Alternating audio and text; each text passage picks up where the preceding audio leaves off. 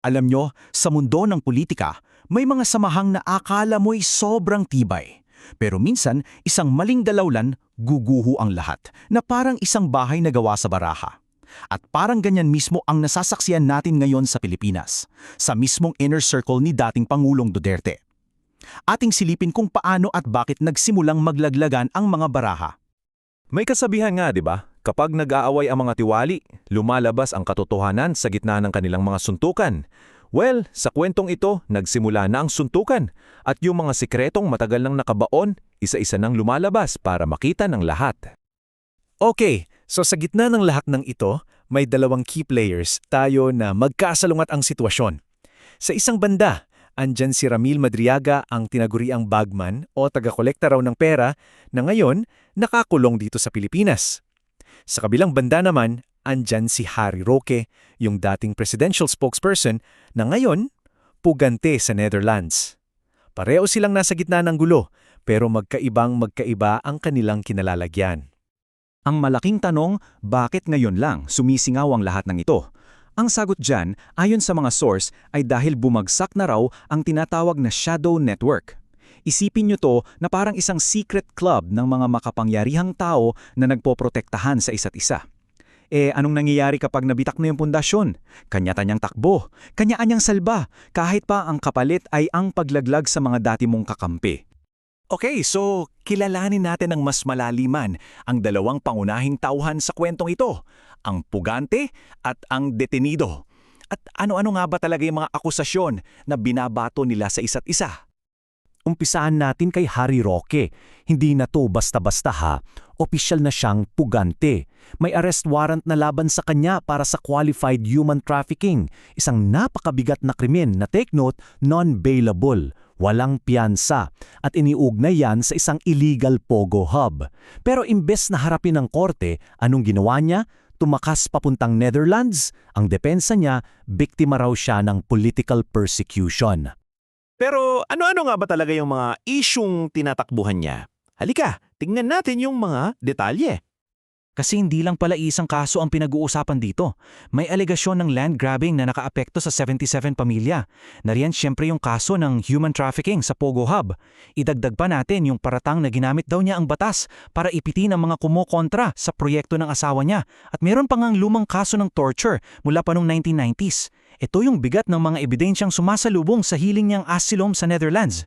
So, habang si Roque ay nasa ibang bansa, si Ramil Madriaga naman andito lang at lumalaban siya mula mismo sa loob ng kulungan.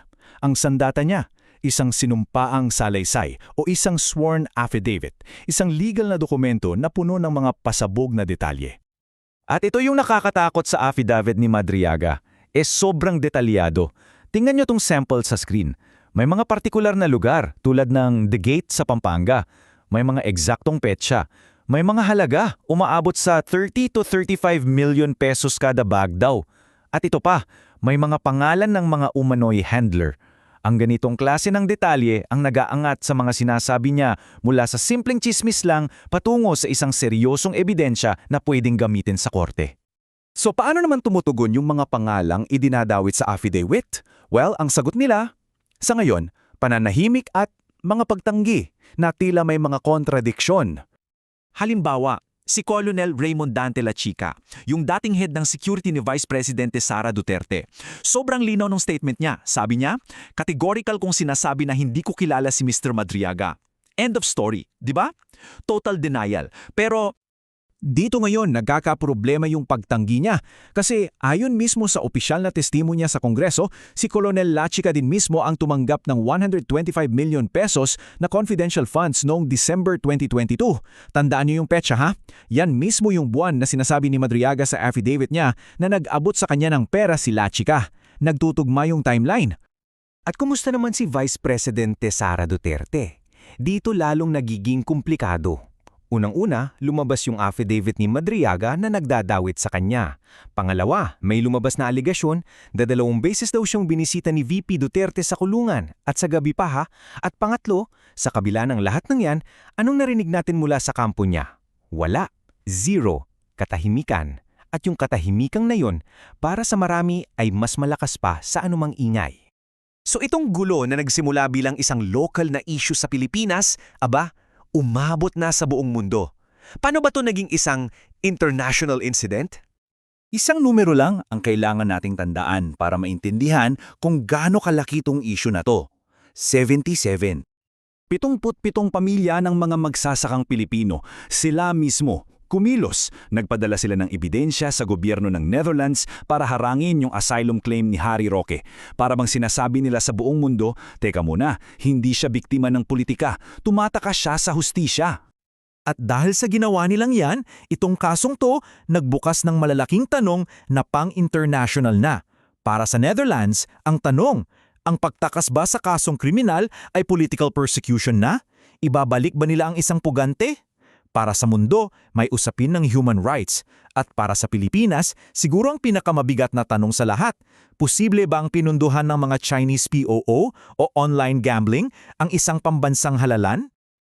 So, ano na ang susunod na mangyayari? Alin pa kayang mga baraha ang malalaglag? Una, syempre, yung desisyon ng Netherlands. Papayagan ba nila ang asilum ng isang taong wanted para sa human trafficking? Naku, ano man ang maging desisyon nila, magtatakdaya ng isang mahalagang presidente sa buong mundo. Pangalawa, yung 3 cellphone ni Madriaga. Ilalabas ba ang laman ng mga yan? Kasi kung oo, baka yung mga text at tawag na nakatago doon ang maging smoking gun na magpapatunay o magpapabulaan sa lahat ng aligasyon. At pangatlo, ang tanong ng lahat, magsasalita na ba sa wakas si Vice President Sara Duterte?